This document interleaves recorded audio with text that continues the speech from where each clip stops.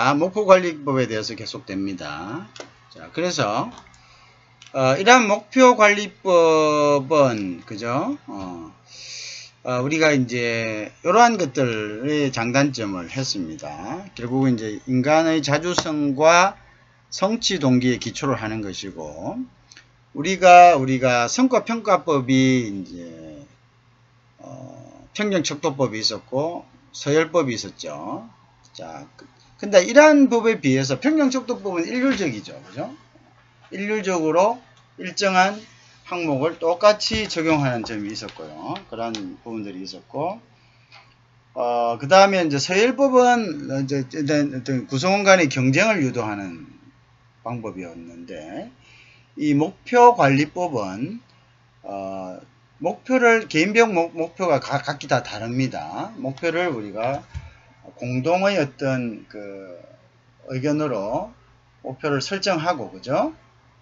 그 다음에 이제 이 목표를 달성하는 여부에 따라서 평가하는 제도이기 때문에 어떤 스페시픽한, 그죠? 개별적인 목표 설정이 가능하고, 그죠? 또 이러한 목표 수준도 천편일률적이 아니라 그 개인의 어떤 능력이나 여러 가지 상황에 맞추어서 설정하고 또 동의를 얻어야 되는, 그리고 또 평가도 역시 공동으로 조사하는, 그죠?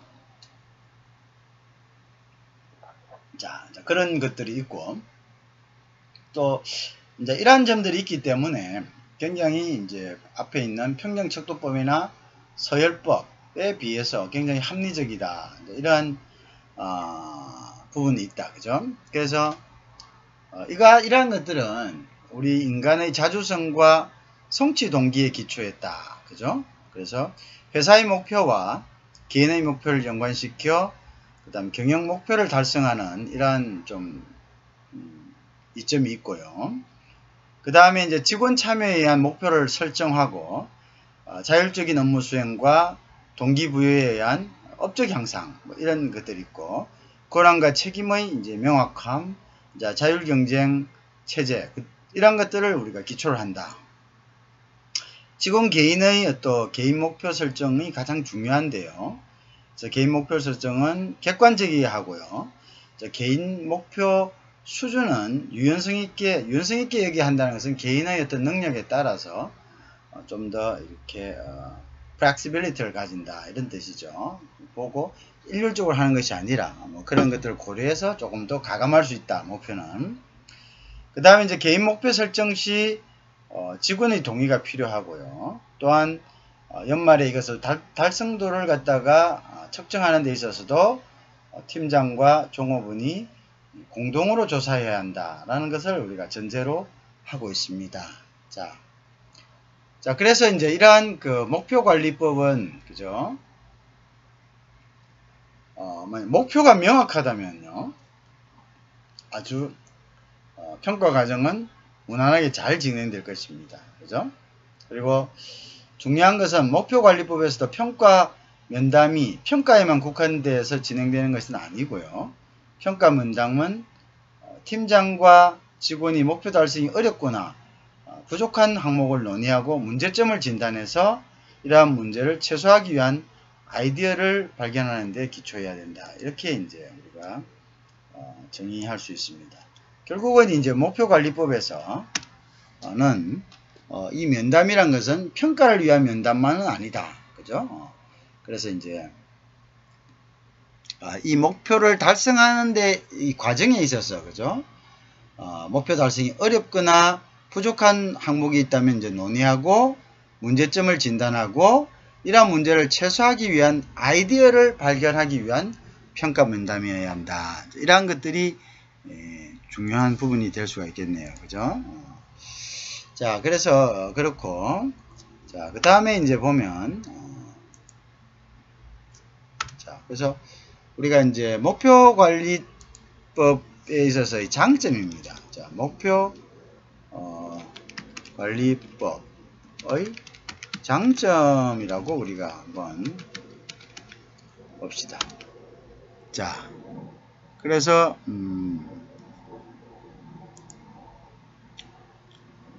우리가 목표관리법의 장점은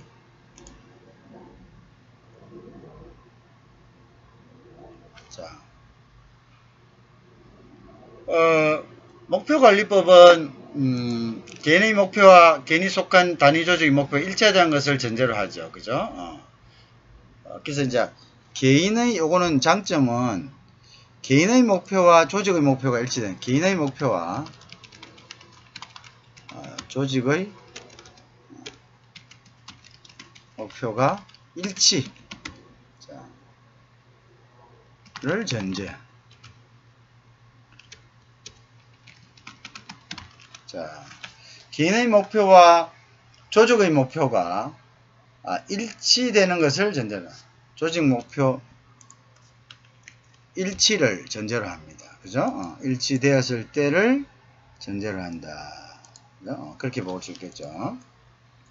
자, 그 다음에 이제 목표 설정 면담과 평가 면담을 통해서, 그죠?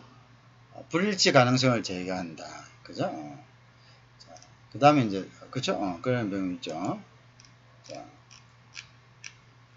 자, 목표관리법은 평정척도법이나 수의결정법하고는 다르죠. 그것은 팀장과 종업원이 서로 면담을 통해 성과 목표를 정하고, 자, 목표가 미달됐을 경우에는 그에 대한 문제를 함께 논의하는 입장에 서게 됩니다. 그죠? 그래서 목표 설정과 평가, 그죠? 장점은 목표 설정과 평가를 종업원과 팀장이 같이 한다.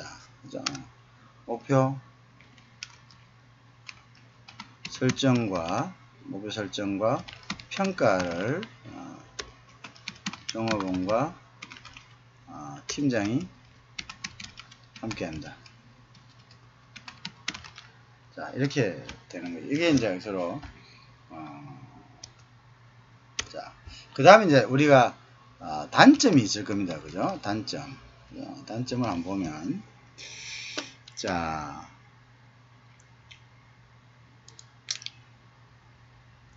요것도 이제 우리가 살펴보는 장점이라고 할 수가 있겠네요. 자, 단점은 또 어떤 부분들이 있겠는가? 그죠? 목표 설정은 이제 단점, 장단점이 반드시 있겠죠. 자, 그래서 이제 단점은 사전에 목표를 수립해야 되고, 목표 많은 시간이 걸리죠. 목표 수립에 많은 시간이 걸린다. 사전 목표 수립에 많은 시간이 소요된다. 맞죠? 사전 목표 수립에 많은 시간이 소요됩니다. 그죠? 팀장의 직원이 성과를 측정하고 의미 있는 목표를 수립해야 하기 때문에, 자, 성과 관리 기술이 필요합니다. 성과 관리 기술. 그죠? 그래서 이거는 성과 관리 기술이 필요하다. 평가자의 성과 관리 기술이 필요하다. 이런 점이 있습니다. 자, 문서 작업도 필요하다. 자, 수립 목표 문서 작업이 필요하다. 그래서 이것도 수립 목표 문서 작업이 필요하다. 시간이 소요된다는 이야기죠. 수립 목표의 문서 작업이 필요하다. 자, 그 다음에 목표에 대한 평가의 본질적인 목적을 잊어버리고 형식적으로 흐를 가능성이 있다.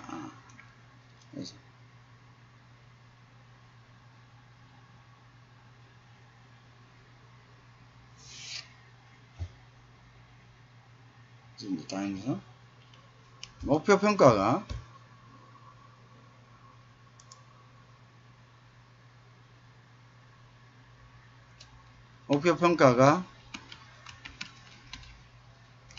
형식적일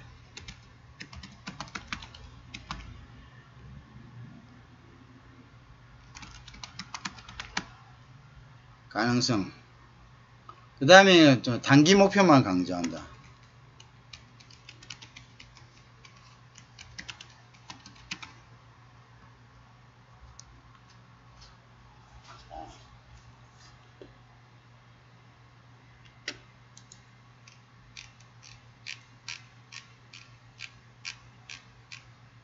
자, 이제 그런 것들이 우리가 이런 이제 조금 전에 이야기한 성과 평가적 중에 목표관리법의 단점에 해당되겠습니다.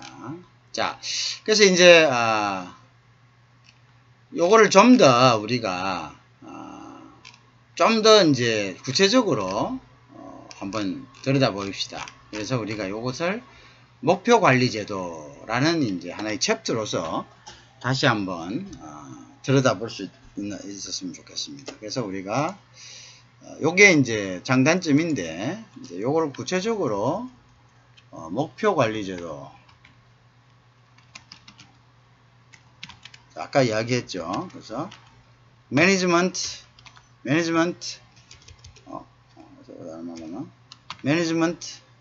오브 매니지먼트 바이 objective 자, MBO입니다. 그죠? 자, 이러한 이제 목표 관리 제도에 대해서 우리가 한번 살펴보겠습니다.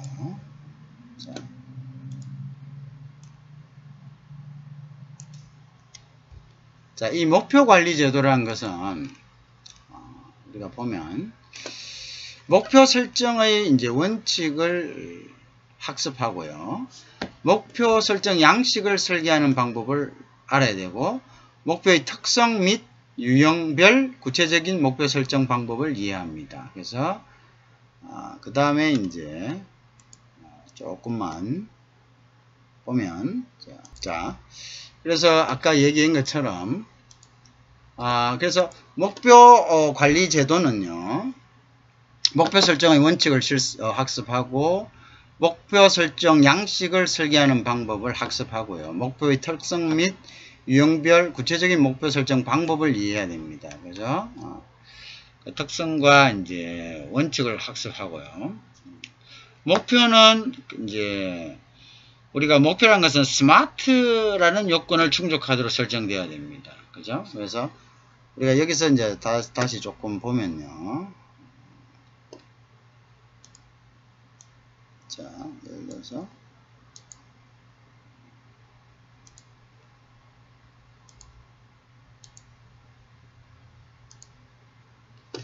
자, 여기 이제 예를 들어서 보면요.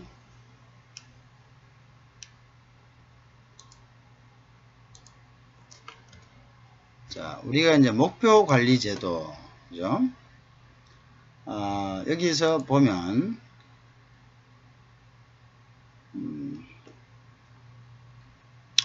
자,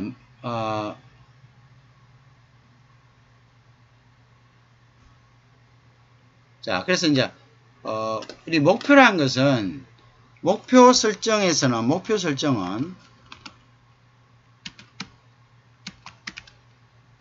SMART 에 기초해야 된다.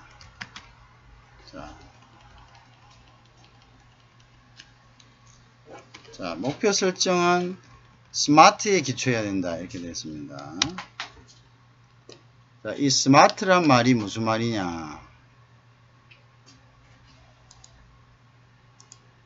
자, 스마트란 말이 무슨 말이냐. 그것은 구체적이어야 된다. 목표는 구체적이어야 된다.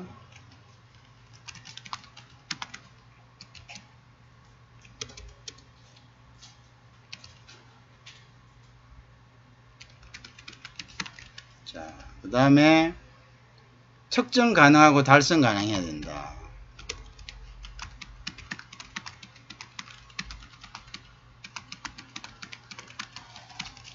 자, 그 다음에 상위 조직의 목표와 관련성이 있어야 된다.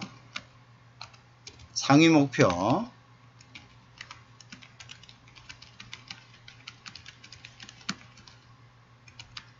자, 그 다음에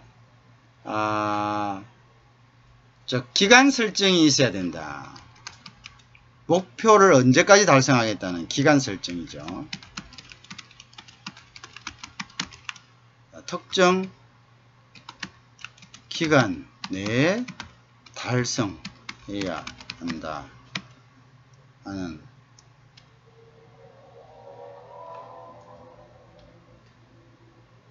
그죠? 그걸 이야기하죠. 특정 기간 설정해야 해서. 자, 요런 이제 개요가 있어야 됩니다. 자, 그래서 이제 우리가 이 목표는 특성이나 유형에 따라서 계량할 수 있는 것, 즉 셀 수 있는 것, 계량할 수 없는 것, 그리고 단순 결과 목표로 구분할 수 있습니다. 계량적인 목표는 목표를 보통 보면 목표는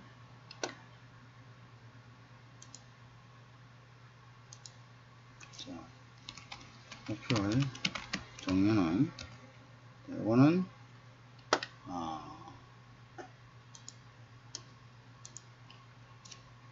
자, 계량,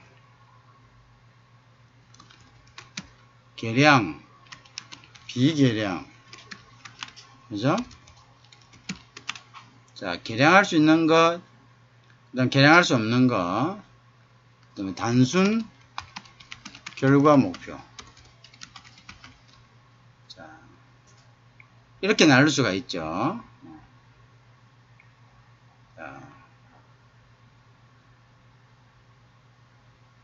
그렇기 때문에 이제 여기에서 계량할 수 있는 건 문제가 없는데, 비계량 목표를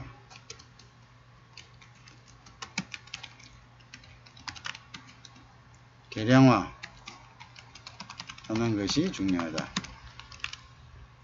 이게 중요하겠죠. 자, 비계량 목표를 계량화하는 것이 중요합니다. 그죠? 자, 그래서 이제, 그죠? 그래서 세부 추진 일정 구성하고 추진 일정 준수 여부를 평가하도록 해야 된다. 그죠? 그래서 이제 비계량 목표를 상기주고 하고요. 그 다음에 이제 세부 일정을, 그죠? 세부 일정을 구분하고, 그 다음에 추진 일정 준수를 준수 여부를 평가하도록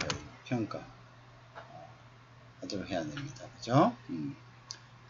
그 다음에 이제 단순 결과 목표는요, 횟수나 건수를 평소하고, 운영의 충실도나 완성도를 추가적으로 고려하는 것이 있다. 그래서, 이게 중요한 건데, 단순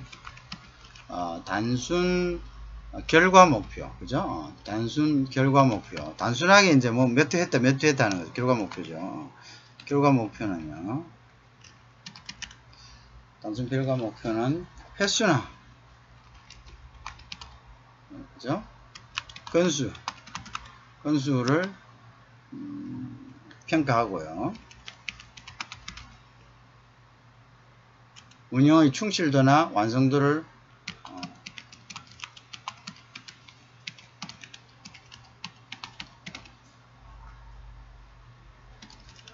추가적으로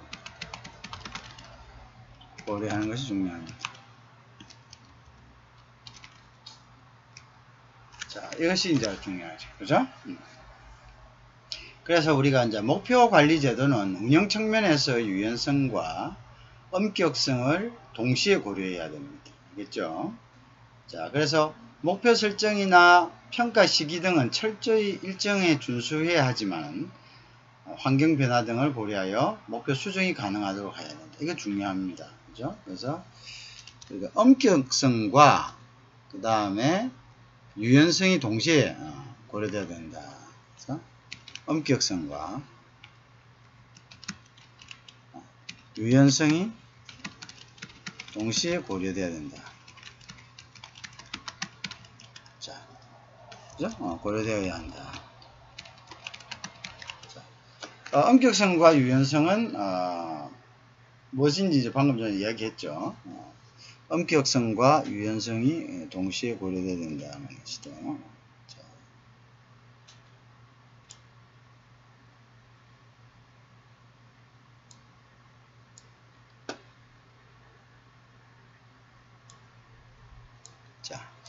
자, 그렇게 되어 있다. 그죠? 엄격성과 유연성은 동시에 고려돼야 된다. 얘기해 됐습니다. 뭐냐면은 일정에 맞추어 철저하게 목표 평가는 일정에 맞추어 가지고 돼야 되지만 갑작스러운 환경 변화 등이나 이런 것들이 있을 수 있죠. 그럼 이런 것에 대해서는 그 환경 변화에 대해서 충분히 고려해 가지고 일정을 다시 그죠? 조정하는 것이 중요한 것이죠. 그죠? 그러한 이제 부분들이 있어야 됩니다. 자, 그래서 우리가 이제 그 다음에 이제 이렇게 보면 자, 그래서 조금 전에 이야기한 목표 설정법은 개인이 스스로 목표를 설정하는 자율적인 방법이다 했고요. 팀장이나 상사로부터 목표 설정을 부여받는 이러한 방법이다 라고 얘기했습니다. 그 다음에 이제 목표 설정의 특성은 스마트라 해야 돼요. 스페시픽하고 measurable하고 attainable하고 그죠? 자, 그 다음에 이제 어떻게 해야 되겠습니까? 그 다음에 relevant, 연결성이 있어야 되겠죠. 그 다음에 time bound다. 그죠? 시간을 갖다가 기초로 한다. 이런 뜻입니다. 시간에 따라서, 시간에 따른 이제 목표 설정과 그 목표 달성률을 갖다가 필요로 한다. 자, 그 다음 이제 이러한 것들을 우리가 앞에 따서 스마트라고 우리가 이야기합니다. 목표 설정은 그죠? 그래서 가까이 스페시픽한 개별적이어야 된다는 거죠. 명확해야 되고 그 다음에 분명하고 특정적이어야 된다. 그죠? 그러한 것들이 있다. 그죠? 그래서 이제 명백해야 된다. 분명하다. 그 다음에 measurable은 측정이 가능해야 된다는 거고요. 그죠? 그 다음에 요거는 attainable은 달성이 가능해야 된다. 그죠? 그 다음에 relevant는 관계가 있어야 되고요. 자, 관계가 있어야 된다는 부분이 중요하죠. 그 다음에 이제 상당한 또는 어울린다 이런 뜻이 되고, time bound라는 것은 이제 시간에 따라서 그 목표가 설정되어야 한다. 이제 이런 의미를 가지고 있습니다. 자, 그래서 이제 목표 설정 절차를 봅시다. 그래서 조직에 소수행되어 있는 모든 구성원들은 그죠? 자, 그래서 여기 보면 자, 그 다음에 보면 우리가 이제 계량적인 목표가 있고 비계량적인 목표가 있고, 그래서 중요한 것은 비계량적인 목표를 평가하는 것을 계량화해서 평가하는 것이 굉장히 중요한 겁니다. 그 다음에 이제 단순 결과 목표라는 거 있죠. 그게 이제 중요하다. 그래서 우리가 비계량화된 것을 단순화시키는 것, 이제 이러한 것들이 굉장히 중요한 거죠. 그래서 그러한 방법 아까 위에도 보면은 비계량화된 것을 단순화시키는 방법들, 그죠? 계량화시키는 방법들. 자, 그러한 것들이, 그러한 것이 굉장히, 계량화된 것은 우리가 계량화시킬 수 있죠. 그 다음에 단순 결과적인 것도 횟수나 건수를 갖다가 평가하면 되는 거고, 그죠? 그래서 이제 중요한 것은, 비계량적 목표를 구체화시키는 것이 중요하다. 매우 중요하다. 그죠? 그래서, 계량할 수 있는 목표, 비계량할 수 있는 목표, 그다음에 단순 이제 건수화한 거죠. 근데 단순 건수에 이제 해당하는 거죠. 그죠? 그러한 것들이다. 자, 연속과 엄격성을 명확하게 해야 된다. 자, 그럼 이제 좀 더 구체적으로 한번 우리가 한번 살펴봅니다. 그래서 우리가 이제 MOB 다시 알려서 MOB를 계량화한 것을 갖다가 자, 그래서 우리가 MOB를 좀 더 이제 MBO 미안합니다. MBO를 그래서 목표 관리 제도를 갖다가 보면 목표 설정 절차를 이제 우리를 한번 봅시다. 그래서 우리가 목표 설정 절차, 그래서 목표 설정 절차라는 것을 자, 크게는 이제 어떤 부분들이 우리가 고려해야 될 부분들인지 한번 볼까요? 목표 설정 절차에는 조직이 소속되어 있는 모든 구성원들은 연초에 자기 업무 목표를 수립해야 된다. 자, 연초 구성원들은 조직 구성원들의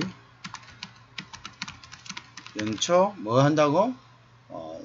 업무 목표 수립. 업무 목표 수립. 그죠? 자, 그래서 이제 요걸 필요하고요. 그래서 목표 설정 한번 첫째 방법은 개인 스스로 자신의 목표 설정하고 면담을 통해서 확정하는 것. 그래서 개인 스스로, 그죠?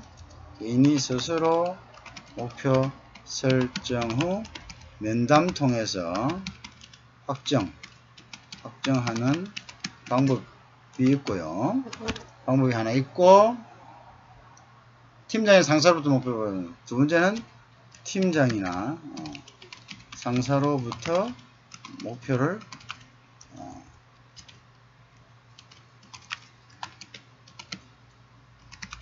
구해받는 방식인데, 어쨌든 이 두 번째 방식도 그 개인 그 당사자의 동의가 있어야 됩니다. 그죠?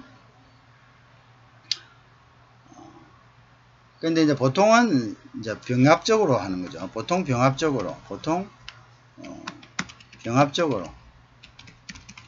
실시된다. 보통은 이제 이거를 한쪽이 아니라 병합적으로 이제 실시된다 이렇게 보면 되겠습니다. 그죠? 그래서 이제 예를 들면 이제 경험과 역량을 가진 직원은 스스로 목표를 설정하고 팀장의 상담 면접을 결정하지만 다소 이제 부족한 직원은 상사가 직접 목표를 부여하는 직이 유리할 수가 있겠죠. 그죠? 경험 있는 사람은 이거 오늘 이번엔 제가 이거 원래는 이렇게 하겠습니다. 하지만 경험이 없는 사람들은 어떻게 목표를 설정해야 될지 자체를 모르니까 그죠? 그럴 경우에는 위에서 목표 설정을 위한 어떤 목표를 갖다가 설정을 부여받는 것이 좋겠죠. 자, 그거는 이제 상황에 따라 틀릴 수 있고, 그래서 이제 목표 설정이란 것은 평가자인 상사와 피평가자인 부하 직원 간의 성과 기준에 대한 공감대를 형성하는 과정이다 이렇게 볼 수 있습니다. 따라서 목표는 상하 간의 면담 과정을 통해서 설정되어야 됩니다. 그래서 이제 결국 어쨌든 간에 목표는 상하 간 면담을 통해서 설정되는 것이 바람직하다. 자, 이렇게 볼 수가 있겠죠. 자, 그 다음에 이제 아까 이야기했다시피 목표를 설정할 때는 5가지의 스탠다드가 있다 했죠. 스마트. 목표 설정 시에는 스마트가 있죠. 스마트. 그죠? 스마트. 그래서 목표 설정 시 고려해야 될 이제 요소들이죠. 그래서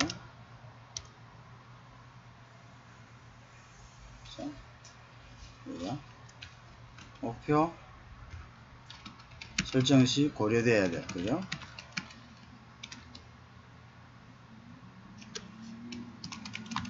원칙이 있는데요. 자, 그 원칙을 보면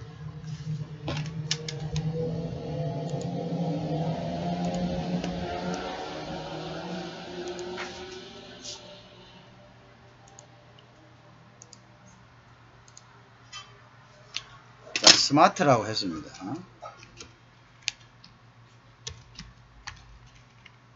자, 스마트라 했습니다. 이때는 이제 뭐냐면 스페시픽이다. 명료해야 된다. 자, 스페시픽해야 되고 그 다음에 뭡니까? 매집을 해야 된다. 자, 그 다음에 attainable 달성 가능해야 되고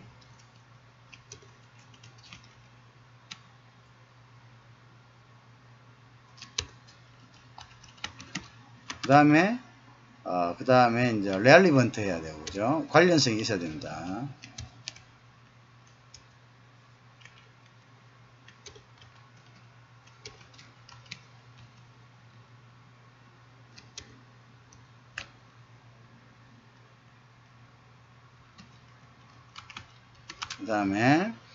그 다음에 이제 소위 얘기하는 time bound 시간을 갖다가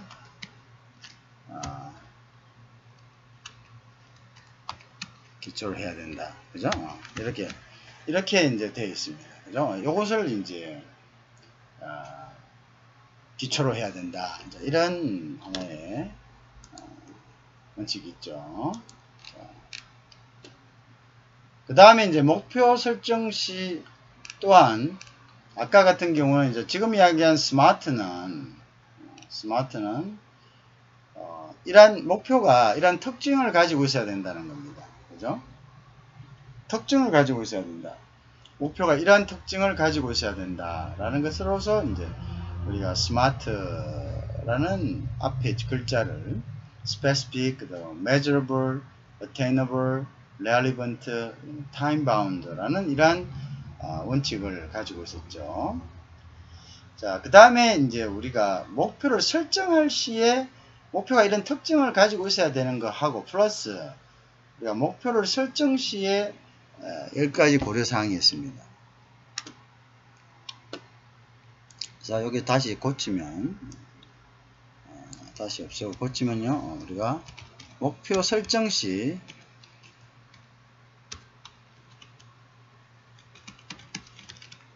열 가지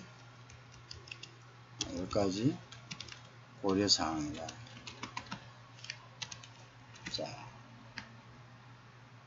자, 이 목표 설정 시 10가지 고려사항.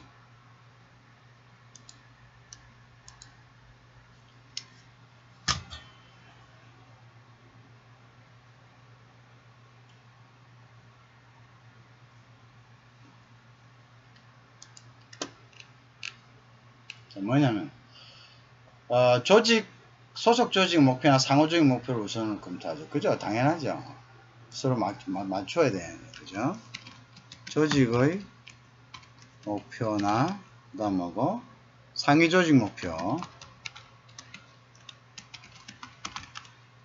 우선 검토해야 된다. 자, 보게 되겠죠? 조직 목표나 상위 조직 목표를 우선 검토해야 된다.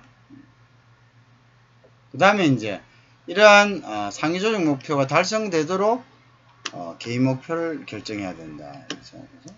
그래서 상위 조직 목표가 달성되도록 개인의 목표 항목을 어떻게 하냐? 결정해야 되죠. 자, 당연한 거겠죠. 왜냐하면 회사 조직 내에서의 성과 평가이기 때문에 당연히 회사 조직의 목표에 기여했냐, 기여하지 않느냐가 중심이 되겠죠. 그 다음에 이제 개인의 업무 내용과 업무 목록을 동시에 검토해서 중요한 업무가 목표에 빠지지 않은지 검토. 그렇죠. 그래서 중요한 업무 중에 업무가 목표에 빠지지 않았는가.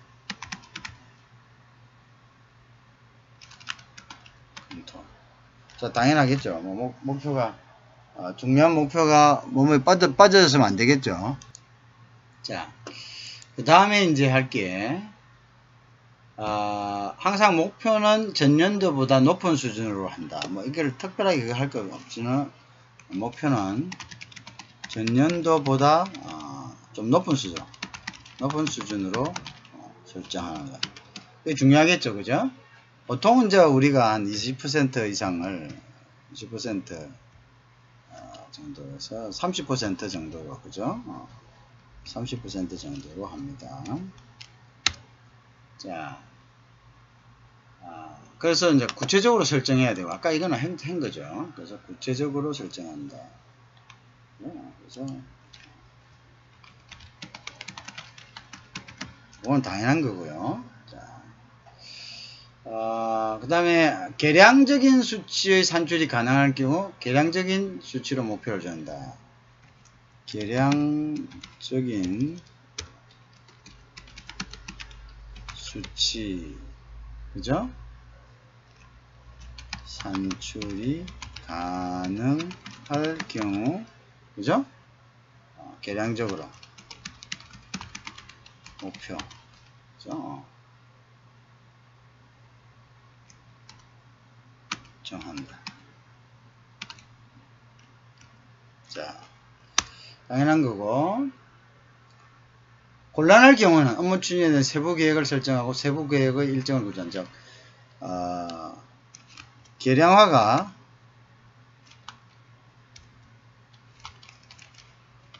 곤란할 경우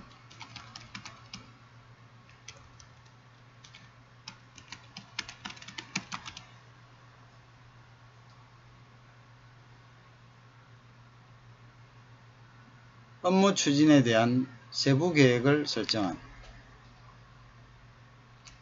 업무 추진 세부 계획 설정 후 그죠?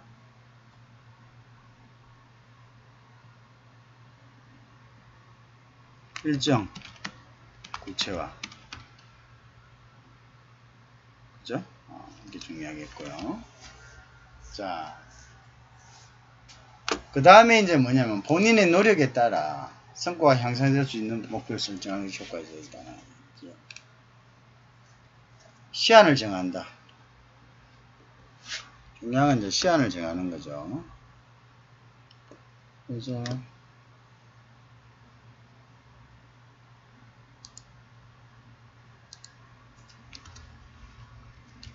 시한을 정하여 그죠? 달성 시간, 목표 달성 시한을 정하는 거죠.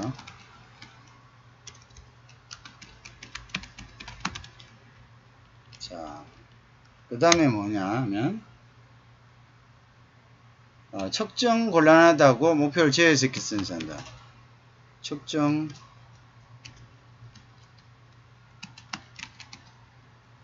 곤란한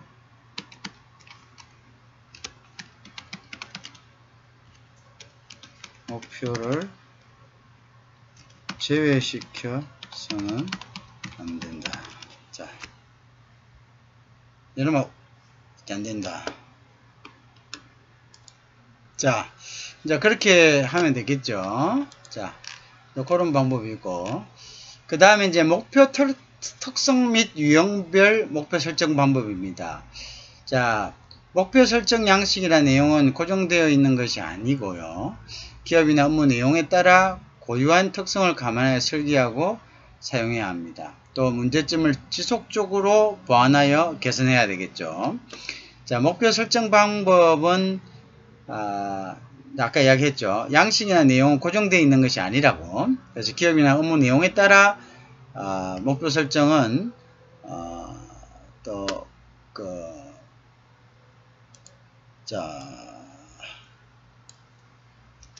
자, 그래서 이제 목표 설정은 달라질 수 있습니다. 그래서 목표 설정 예를 들어서 유형별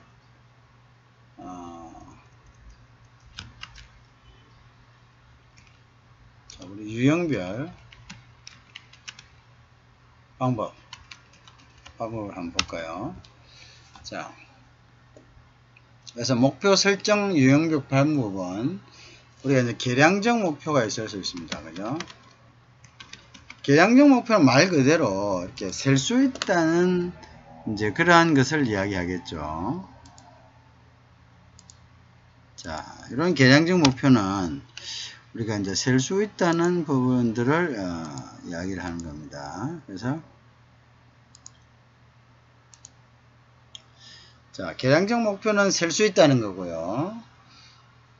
그리고 이제 설정 방법은 아까 여기 하기 전에 좀 더 구체적으로 이야기해먹고 뭐 이렇게 픽스된 건 아니다. 그죠? 계량적 목표.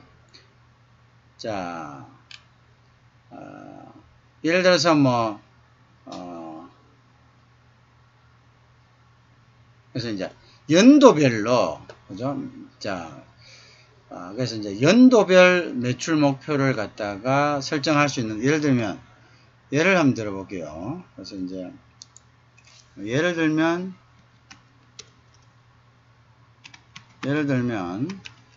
연도별 그죠? 연도별 뭐 5억 이렇게 할 수도 있죠. 그런데 이제 예를 들어서 월별 구별 월별 계획을 구분할 수도 있죠.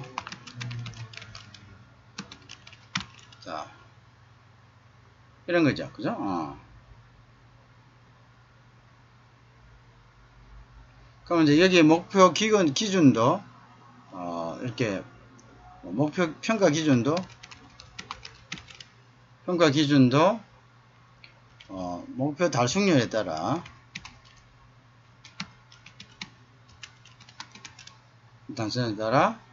뭐, 예를 들어서, 달라진다. 예를 따라, 적정하죠. 예를 들어서 어떤 거냐면, 110%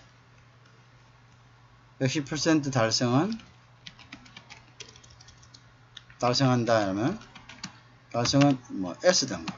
그죠? 이런 식으로. S등급. 이런 식이죠. 그죠? S등급. 그 다음에 90% B등급. 뭐 이런 식으로. 그죠? 달라질 수가 있는 거죠. 그죠? 이렇게 측정을 할 수가 있는 거죠. 뭐 예를 든다면 80% 하면은 이런 식으로. 자, 그래서 요런 것들 예를 든다면 이렇게 이제 할 수가 있는 거죠. 계량적 목표는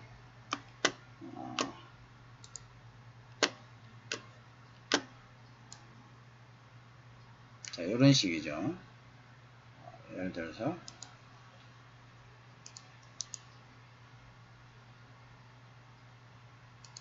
자, 이런 것들이 될 수가 있겠죠. 그러면 이제 예를 들어서 가중치를 100%를 기준으로 해 가중치를 두고요. 예를 들어서 20억 목표 수준 이제 가중치는 30%를 주는 거죠. 그죠? 그래서 4분의 1에는 뭐 20억이면 쭉쭉쭉쭉 이렇게 4로 나누어 가지고 이렇게 분기별 추진 목표를 주고, 그죠?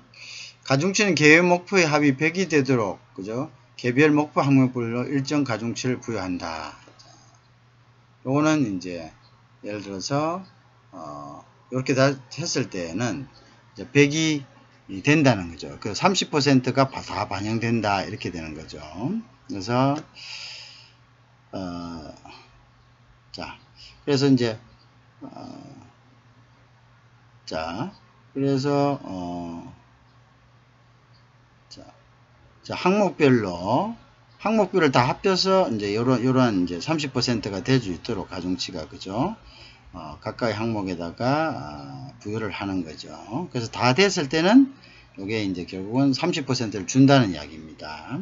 그래서 5 이렇게 나눌 수도 있고, 그죠? 그 다음에 요거는 했을 때 결국적으로 이제 20억을 초과해서 110% 됐을 때, 그 다음에 이제 20억 됐을 때 이런 식으로 해서, 그죠? 이런 식으로 해서 한다. 자, 그렇게 된 거죠. 자, 이런 식으로 이제 하는 것을 우리가 목표 설정 유형법 방법이다 이렇게 볼 수가 있겠습니다. 그죠? 자, 그래서 이거는 이제 계량적 목표를 설정하는 경우가 되겠죠. 계량적 목표를 설정하는 경우. 자, 그 다음에 이제 비계량적 목표는 어떻게 설정하면 될까요? 비계량적 목표. 이거는 계량적 목표를 설정하는 방법이 되겠고요. 자, 그 다음에 우리가 비계량적 목표가 되겠죠. 그죠? 그래서 비계량적인 목표. 자, 그러면은 자, 비계량적 목표. 그죠? 비계량적 목표는 자, 그래서 이제 예를 들어서 연봉제를 도입하기로 한 회사의 방침에 따라서 연봉제 도입에 관한 상의를 한 후 목표를 기술한 경우가 좀 대표적인데요. 그래서 이제 예를 들어서 이런 거죠. 자, 연봉제 도입 업무를 수행하기 위한 구체적인 실행 플랜, 즉 액션 플랜을 만들고 실행 계획의 내용과 이행 시기를 구체화합니다. 그죠? 자, 연봉제 도입을 위해서 연봉제 도입 방법, 도입 대상, 그 다음에 평가 등급별, 연봉 인상률들을 조사하기로 계획을 세웠을 경우에 자, 그 다음에 이제 예를 들면, 실행 계획 완료일 기준 일주일 이전에 완료하면 연병제 도입 계획을, 그죠? 뭐, S등급이다. 이런 식이죠. 예를 들면 이제 이런 거죠.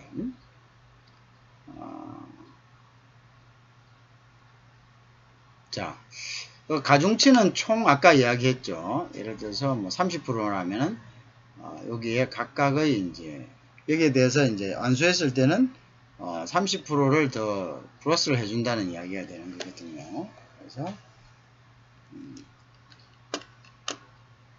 자, 예를 들면 이제 이런 거죠. 요거는 이제 사실은 자, 요런 플랜을 요거는 어떻게 됩니까? 자, 예를 들어서 이제 연봉제 계획안을 위해서 그죠? 어떤 업무를 했는 것은 우리가 그거를 어떻게 예를 들어서 이제 이런 경우죠. 자, 이런 잡들은 일단 계량화가 힘들죠. 예를 들어서 연봉제 도입을 위해서 뭐 벤치마킹 했다. 업무가 이제 이렇게 되는 거죠. 그 다음에 뭐 도입 방법, 도입 대상, 연봉 차등의 폭 등을 예를 들어서 6월 달에 했다. 그죠? 그 다음에 뭐 1분기에, 2분기에, 3분기에, 4분기에 이렇게 나눠 놨잖아요. 2월, 3월, 4월, 5월 이렇게 돼 있죠. 물론 이제 각 그 잡에 대한 가중치는 부여해서 총합이 아까처럼 100%인 총합이 100%를 얼마로 받죠? 30%를 이제 넘지 않게 이렇게 해놓은 경우죠. 자, 그 다음에 이제 여기에서 이렇게 이제 플랜이 있는 거죠. 날짜별로, 그죠? 자, 이거는 사실은 계량화하기는 힘들죠, 그죠? 계량화하기는 힘든 이제 비계량화적인 그런 것들이죠. 그래서 액수로 뭐 달성한 것이 아니라 예를 들어서 도입 방법에서 도입 대상이라면 도입 폭 등 연봉제의 설계라는 것 자체가 일단은 그것이 계량화하는 수치는 아니지 않습니까? 그죠? 계량화하는 수치는 아니기 때문에 이것은 이제 비계량화적인 이제 방법이다라고 우리가 이제 되는 거죠. 그렇지만 이 비계량화적인 방법도 일단은 달성되었다는 것은 상급자에 의해서 인정을 받을 수 있기 때문에, 그죠? 달성되었다는 것은 상급자에서 결정될 수 있기 때문에, 자, 그것을 기준으로 해서 우리가 이제 10%, 20%, 30%, 40%라는, 그죠? 그러한 이제 그 가중치를 두고, 이제 그 가중치에서 우리가 예를 들어서 일주일 전, 기일 내, 일주일 이내, 그 다음에 기일을 지난 일주일 이내, 기일 한 달 이내, 기일 한 달 이상의 경과한 경우, 이런 식으로 해서 평가 기준을 이제 만들 수 있다는 거죠. 그죠? 이런 부분들을 우리가 비계량화된 부분들을 계량화하는 방법이다라고 얘기할 수가 있다. 이런 이야기죠. 무슨 말인지 아시겠죠? 이전에 계량화했던 것은 자기의 어떤 영업 그 목표치가 딱딱 나왔죠. 5억. 그리고 그것을 이제 각 분기별로 나누었을 때, 월별로 나누었을 때 얼마가 되고, 그걸 달성했을 때는 가중치가 얼마가 되고 이렇게 됐는데, 여기도 물론 가중치를 주지만 그걸 달성했다는 것은 어떤 그 자체의 숫자에 달성했다는 것보다는 어떤 기간 내에 달성했다라는 것을 기준으로 해서 그것을 이제 계량화한 거죠. 이런 식으로 물론 이제 숫자화 했을 때 예를 들어서 일주일 이전에 여기를 달성을 했을 때는 S클래스를 주고 가중치를 5% 준다는 거. 그죠? 무엇에 대해서 뭐 벤치마킹. 그 다음에 이제 뭐 이런 식으로. 그죠? 각각의 가중치를 두고 또 그 가중치 내에서도 기간을 얼마에 두느냐에 따라. 그죠? 그래서 이제 우리가 이거를 이런 식으로 조절할 수 있다는 거죠.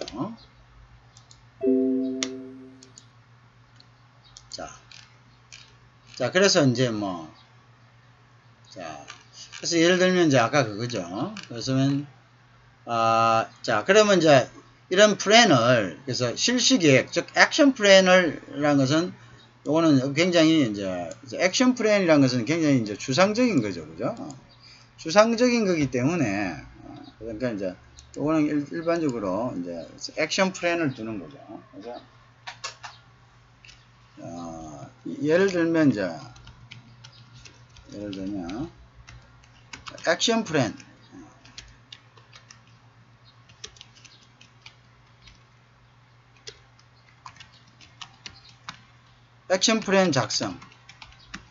작성인데 요거는 비계량적이죠. 말 그대로 요거는 비계량적입니다. 양적 업무죠. 그죠? 업무인데 비계량적 업무입니다. 자, 업무인데 이 비계량적 업무를 이 액션 플랜은 비계량적 업무를 어떻게 한다는 거죠? 그 다음에 이제 이거를 갖다가 계량화 시키는데 이거를 이제 비계량적 업무를 달성 기간별로 뭐냐면 등급을 기간별로 계량화하여 등급을 부여하는 것 방식이죠. 그죠? 그죠? 업무 달성 기간별로. 그죠? 그래서 업무 달성 기간별로. 자, 그런 방법을 이야기합니다. 그죠? 자, 그래서, 그 다음에 이제 여기다가 다시, 달성 여부에 따른, 기간 내 달성 여부에 따른,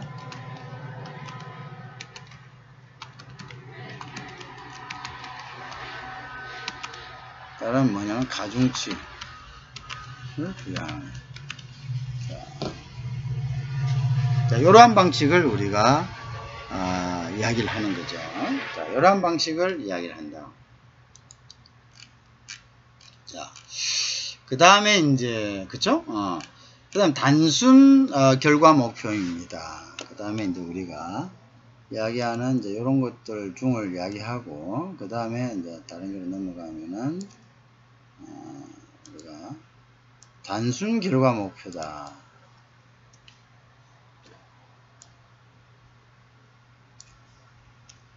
자, 그래서,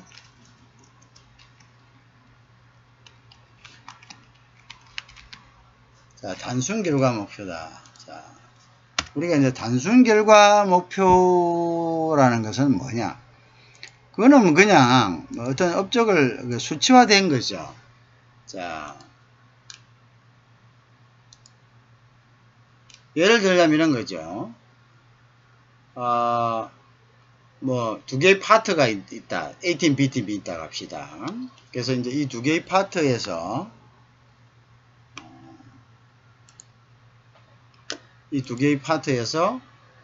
A팀은 어떤 세미나 같은 것을 통해서 업무 지식을 향상시키고 문제 해결 역량을 개발하고자 했다고 하고, 자, 그래서 이제 팀장은 그래서 이제 했다고 견제를 하고요. 팀장은 두 파트장에게 A팀, B팀이 있는데, A팀이 팀장은 두 파트장에게 파트 목표를 수립할 때 세미나와 관련된 목표를 각각 포함하도록 하고 목표를 설정했다고 합시다. 예를 들어서 즉 세미나 개최 횟수를 목표로 했다. 자, 그래서 그 다음에 이제 세미나 운영의 충실도를 이제 부가적으로 고려해서 평가 등급을 상향 또는 하향할 수 있도록 하였다. 자, 예를 들면 이런 거죠. 그럼 이런 거죠.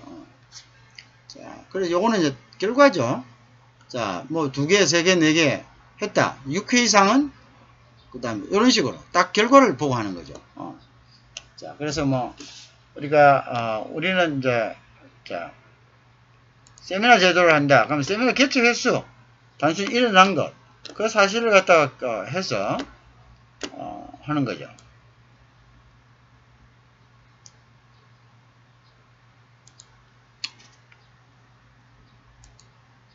자, 그래서 횟수를 그죠?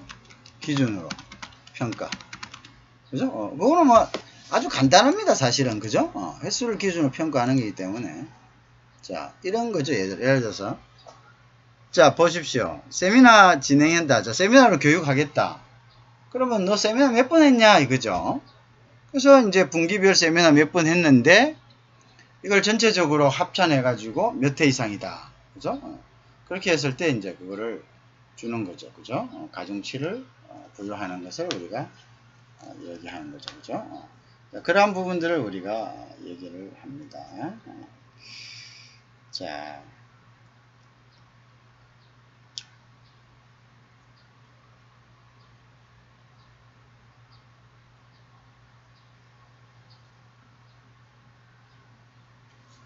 자, 이해하시겠죠?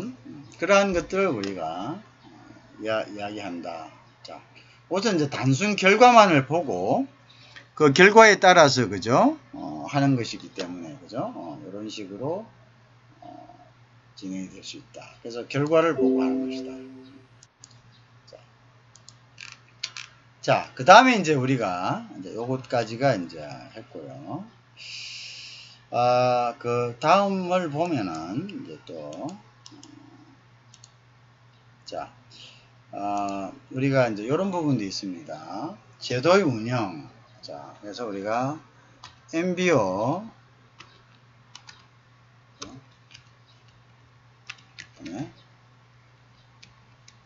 이 제도의 운영은 어떤 것이 좋겠느냐. 자, MBO 제도의 운영이다. 자, 그 다음에 이제 요거는 이제 우리가 엄격성 하고 유연성의 조화다. 그죠? 자, 이에 대해서는 아까 우리가 얘기를 한번 얼핏 했었죠. 엄격성은 어떤 엄격성이고, 엄격성이라는 것은 시간 베이스로, 그러니까, 그래서 이제 우리가 개인 목표 설정은, 자, 모두가 지금 바빠요. 바쁜 업무를 수행하고 있는 조직 구성원들에게는 그냥 형식적인 과정으로 인식되기도 한다. 뭐 그냥 하는 거 쭉쭉쭉 그냥 넣는다. 그래서 이제 뭐 이렇게 형식적인 요건을 그냥 이렇게 평가하니까 뭐 맞추려는 이러한 자세가 보일 수도 있겠죠. 그죠? 자, 이런 이제 부정적인 면을 방지하기 위해서는 그죠? 목표 설정 기준의 원칙을 엄격히 설정해야 된다. 그래서 이 엄격성은 것은 목표 설정,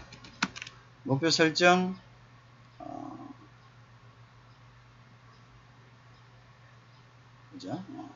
목표 설정 기준을 엄격하게 해야 합니다. 목표 설정 기준과 그 다음에 원칙을 엄격하게, 그죠? 엄격하게 설정하고 유지해야 된다. 이것이 바로 엄격성입니다. 그죠?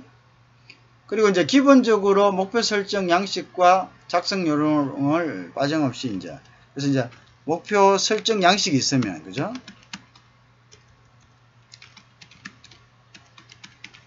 자, 목표 설정 양식과 그 다음에 작성 요령을, 그죠? 작성 요령입니다. 자, 작성 요령을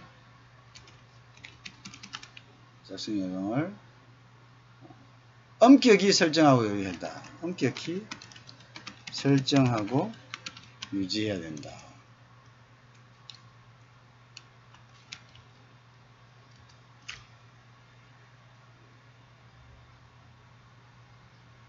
자, 요거는 뭐 준수해야 된다. 엄격히 준수해야 된다. 그냥 그 하지 않고 양식을 절차를 딱 만들어 가지고 왜 이런 목표를 설정하려고 하는가, 그리고 이 목표 설정의 근거는 무엇인가 라는 이러한 이제 프로세스를 엄격히 한다면 그 프로세스에 따라서 해야 되기 때문에 그거는 그냥 이렇게 근성으로 할 수 없다는 거죠. 그죠? 그 부분이 중요합니다. 왜냐하면 목표 설정을 갖다가 제시하라고 했을 때는 이게 굉장히 바쁜 어떤 생활에서는 이걸 그냥 근성으로 기존에 뭐 평상시에 하는 것들 아무 생각 없이 기재할 수가 있다는 거죠. 그죠? 자, 이러한 부분들은 이제 문제를 발생시킬 수 있는 거죠. 그죠? 그래서 이제 이러한 부분들에 대해서 엄격한 기준이 필요하다. 이런 이야기가 되겠습니다. 그죠? 그러면 이제 절차를 엄격하게 해 놓는다면, 그죠? 그래서 이제 좀 더, 좀 현실적으로 목표 설정이 될 것이다. 이렇게 되겠죠. 그죠? 그래서 이제 보통 이제 목표 설정은 구체적이다. 그래서 목표 설정은 구체적으로 해라. 구체적. 구체적으로 기술돼야 되고, 그죠? 그 다음에 이제 뭐냐면, 자, 평가 기준 및 평가 척도도, 당연하겠죠.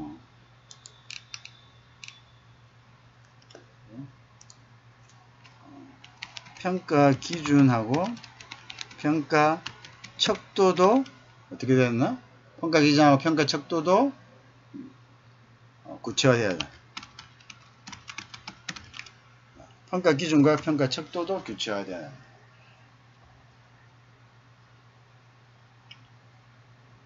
그래서 이제 보통 회사에 따라서 목표 항목을 4개에서 5개로 제시한 경우도 있다. 그죠? 목표 항목을, 그죠? 자. 그 다음에 이제 보통, 또한 상사는 수립된 목표를 기준으로 면담을 시행해야 된다. 목표 수립 면담에서는 부하 직원이 수립한 목표에 대해서 목표 수준이 도전적인지, 목표 달성 시기가 적합한지, 평가 기준이나 척도가 타당한지를 검토하고, 그쵸? 목표 수준이 맞나? 목표 수준이 도전적이어야 돼. 목표 수준이 그냥 목표 달성 시기가 적합한지, 그죠? 또한 이제 생략된 목표가 있는지를 검토해야 된다. 그죠? 그래서 목표 수준. 그래서 여기서는 이제 우리가 목표 수준, 그 다음에 달성 시기, 그 다음에 평가 기준, 평가 척도,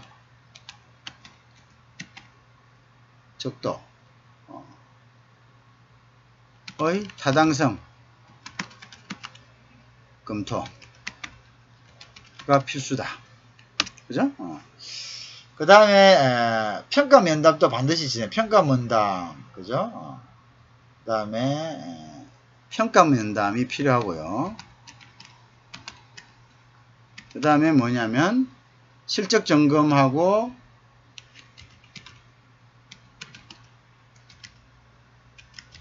실적 점검 및 부진 성과 원인 진단도 있었다.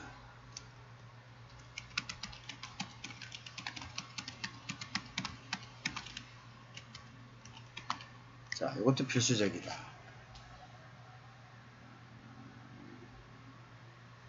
그래서 목표 설정 절차나 원칙들은 소홀해지기 쉽다. 그래서 보통 이제 목표 설정의 절차나 원칙들이 소홀해지기 쉽습니다. 그래서 많은 경우 이러한 것들이 바쁘다는 이유로 등한시되고 있는 게 사실입니다.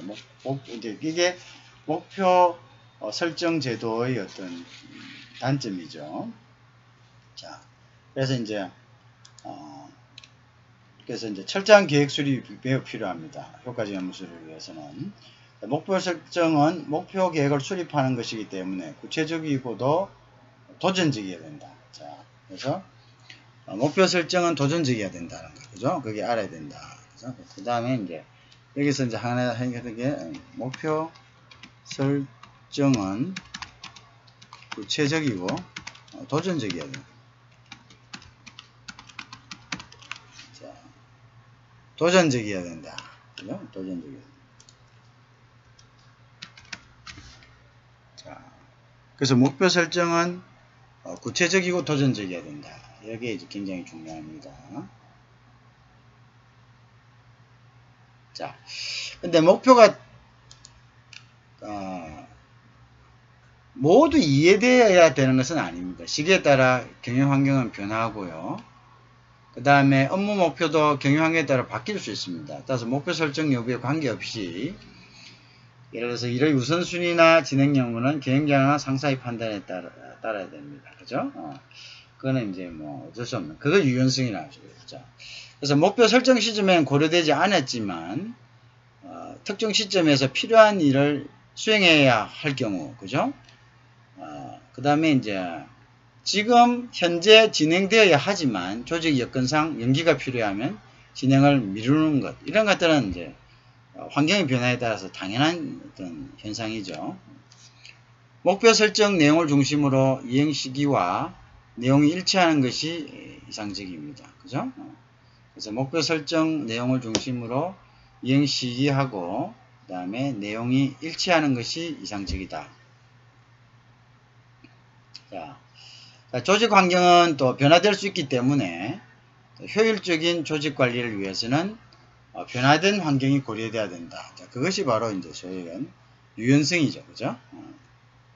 그래서 이제 이러한 이제 목표 설정과 변화 시기 중간에 목표 조정이 필요하다. 자, 그래서 뭐 6월이나 7월 하반기에 대한 수정이 필요하죠. 그죠? 이에 따라서 팀의 목표 및 개인의 목표 또한 조정이 필요합니다. 자, 그래서 이제 보통 보면 연초에 수립된 목표는 목표에 없던 업무는 추가하고 연초에 수립됐지만 의미가 없어진 목표는 제외해야 된다. 그죠? 시행 시기가 변경된 경우에는 시기 조정이 필요하고 이러한 이제 유연성이 있어야 된다. 자, 그래서 유연성은 환경에 따른 유연성이란 것은 자, 그래서 우리가 유연성이란 것은요. 자, 유연성은 기업 환경에 따른 목표의 변경을 이야기합니다. 변경이나 수정을 이야기하죠. 이걸 우리가 이제 이야기합니다. 그래서 여기서 목표 조정이 필요. 목표 조정의 필요성. 필요하다. 그죠?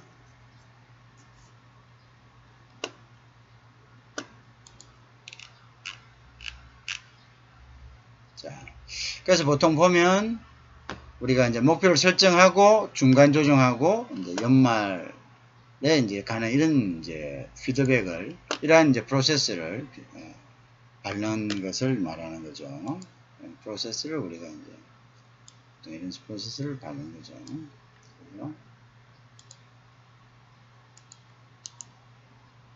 자, 그래서 보통 목표를 설정하고 중간 조정으로 가고 이제 연말, 그죠? 이제 이런 식으로 중간에 한번 중간 조정의 필요성이 있는가를 한번 체크해 보는 것들, 그죠? 이런 것들이 이제 필요하죠. 자, 그래서 유연성이다. 그래서 업무 특성을 고려한 목표 관리다. 자, 목표에 의한 관리는 조직 구성원 개인의 목표를 수립하는 것을 전제로 하죠. 자, 그러나 일부 직무는 특성상 목표를 수립하기 곤란한 경우가 있죠. 예를 들어서 캐셔, 전기 안전 점검기사는 매일 반복적인 업무를 수행하죠. 그죠? 이러한 사람들에게 개선이나 도전 목표를 자, 4-3개 설정하라고 한다면 이들 목표를 설정하는데 어려움이 있을 겁니다. 병원에 근무하는 간호사들도 마찬가지죠. 이러한 업무를 정형적인 업무.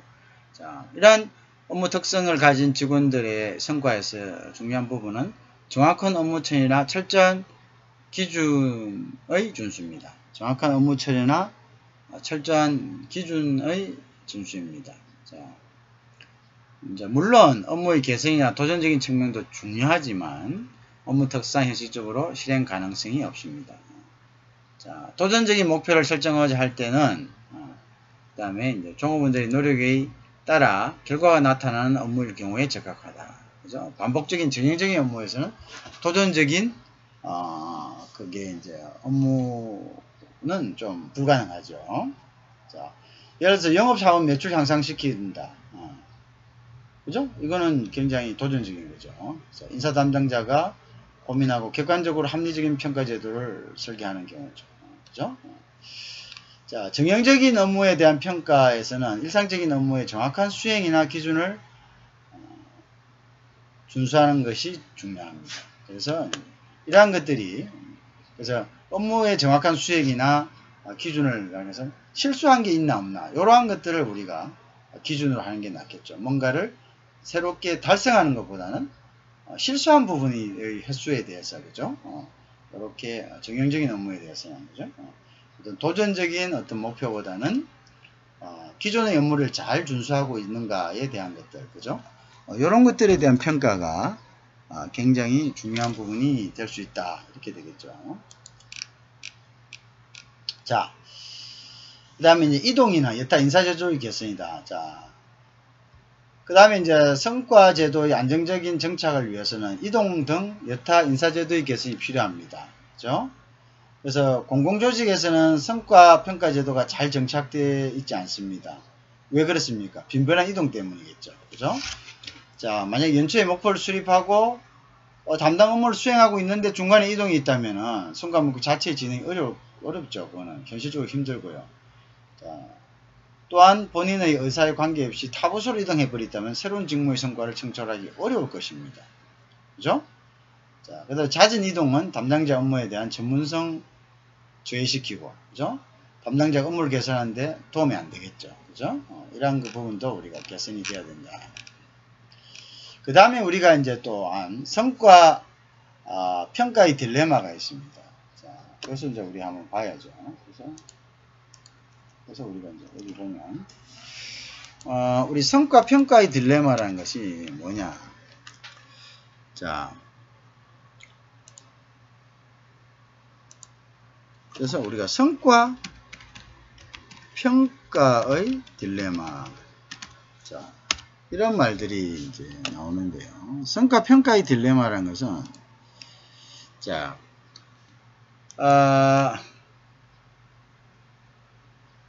자, 예를 들어서, 뭐 이런 게 있다. 오페라 가수가 아마추어 오케스트라와 같이 공연을 한다. 근데 이제 이 오페라 가수는 최선을 다해 노래했는데, 근데 오케스트라는 뭡니까? 성과가 매우 저조했다. 그러면 이제 우리가 이 오페라 가수한테, 야, 니 왜 못했냐? 이렇게 얘기할 수 있느냐, 그죠? 얘기할 수 있느냐. 자, 이것이 일단 성과 평가의 딜레마이다. 자, 농구 선수도 마찬가지죠, 그죠? 만약에 이제 뭐 억수로 하이리그에서 활동하던 농구 선수가 그 다음에 최하위 팀으로 이동했다면, 그죠? 그러면 그 팀이 이번에도 최하위했다. 그러면 이제 우리는 유명 스타 플레이어를 어떻게 봐야 되냐? 자, 그 다음에 이제 자동차 같은 경우에 원자재 부족으로 해서 작업을 중단했다. 그러면 이제 생산량은 기대치보다 떨어졌죠? 그럼 이 사람들 어떻게 해야 되나? 이 사람들 아무 죄가 없잖아. 이 사람들 평가,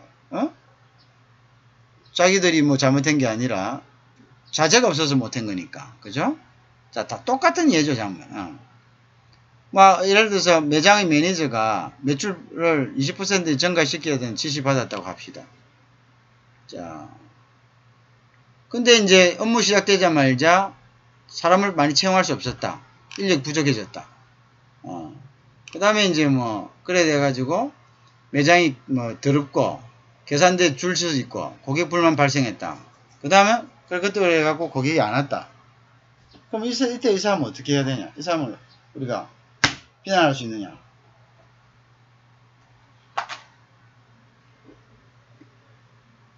이런 것들이죠. 이런 것들이죠. 자, 그래서 우리가 이제 성과 평가의 딜레마 같은 거죠. 자, 이러한 것들은 개인의 초점을 들 수 없다는 거죠. 이게 개인의 초점을 들 수 없다. 개인적인 문제가 아니다. 그 다음에 실질적인 원인도 찾을 수 없다. 개인의 초점을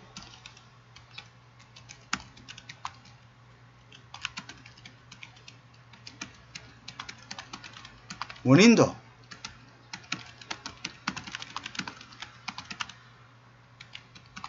자, 그리고 평가를 받는 것도 평가도 문화적인 상황에 따라 틀려지는 겁니다. 그래서 평가 역시 문화적인 상황에 따라 틀려진다. 맞죠?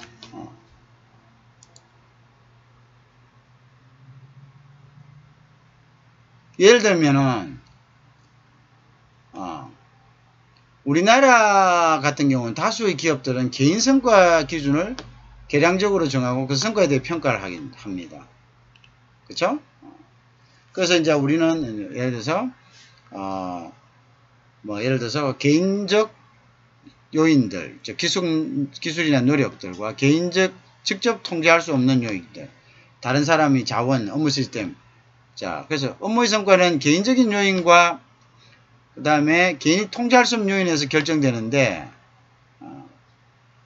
그래서 만약 매니저가 성과 달성을 실패했다고 해서 교체한다면 새로운 매니저도 그죠? 실패할 가능성이 큽니다. 즉 매니저를 교체하는 것, 즉 매출의 지하를 매니저 탓으로 돌리는 결정은 이건 어떻게 보면 불공정하고 어리석다. 그죠? 그보다는 실패의 전체적인 원인이나 이유를 파악하는 것이 더 중요하겠죠. 그죠? 자, 그래서 이게 말이 뭐냐면 우리가 개인의 성과 여부에만 초점을 두고 영업 환경 등 외부 요인을 고려하지 않는다면 원인에 대한 대책이나 개선이 없이, 그죠?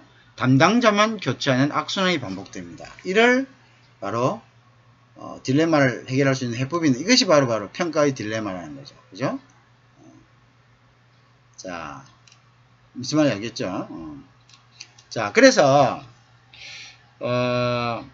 각 개인을 평가하더라도 개인 성과가 완전히 개인이 통제하에 있는 것도 아니죠. 이런 마인드를 우리가 필요하죠. 무슨 알겠죠? 자, 어떤 평가 방법을 사용하더라도 본질적인 성과 부진의 문제를 발견해야 하고요. 또 직원들이 통제할 수 없는 것에 대해서 비난하거나 보상하는 것을 피해야 됩니다. 그죠? 비난해도 안 되고 또 보상해서도 안 된다. 결국은 평가라는 것은 개인이 담당하는 업무에 대한 것이다. 그죠?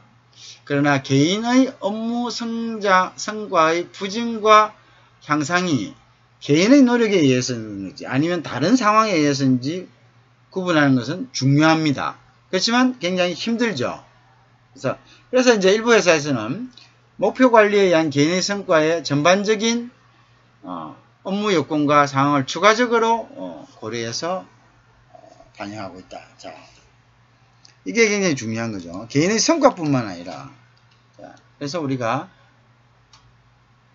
개인의 성과 평가에 평가에 전반적인, 그죠? 업무 여건,